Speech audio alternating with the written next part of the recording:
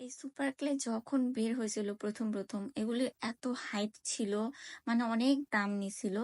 আমি প্রথম মনে হয় কিনেছিলাম 140 টাকা দিয়ে, কিন্তু এখন এগুলি এত বেশি পপুলার হয়ে গেছে, রাস্তাঘাটে যে কোনো দোকানে এগুলো দেখতে পাওয়া যায়। মানে সব ধরনের দোকানে এগুলি অ্যাভেলেবল থাকে। আর এখন তো হয়েছে, বিশ্বাস করবে কিনা জানি না, আমি সম্পূর্ণ প্যাকেটটাই কিনেছি মাত্র 30 টাকা দিয়ে, তাও বাংলা বাজার একটা দোকান থেকে। তো অনেকদিন ধরেই আমি সুপার ক্লে ইউজ করে কোনো জুয়েলারি টাইপ কিছু বানাই না। আজকে ভাবলাম একটা কানের দুল বানানো যাক।